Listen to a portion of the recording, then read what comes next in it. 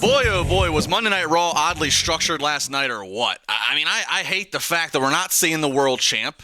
I mean, if you're going to put it on the cocky executive, let's keep him on TV. Let's remind everybody what the whole point of this build to WrestleMania is all about.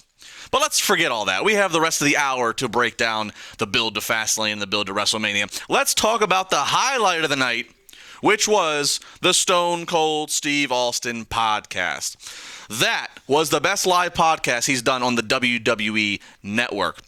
Steve's a good interviewer, as is, but Big Show really complimented the whole thing being a great subject. Honest, revealing, fresh. You know, and you think about it, there really hasn't been a documentary done on the Big Show with his career. He hasn't done a lot of interviews where he's really going into detail discussing his career, his interpretation of it, and even, of course, talking about the dark period that he was in prior to getting signed by WCW.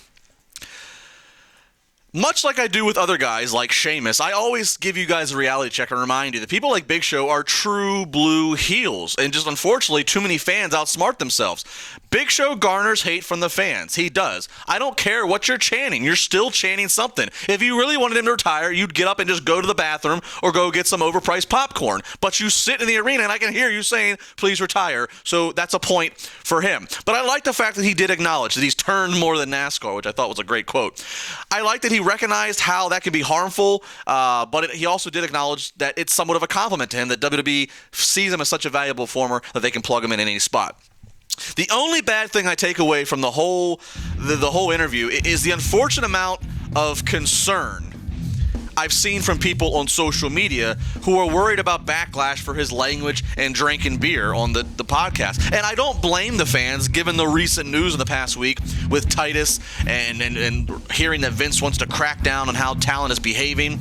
It sucks for WWE because now not only do they have the talent walking on it, but they have fans watching on eggshells. That is not best for business. 412-320-7925. We got plenty more coming up here on TribLIVE Radio.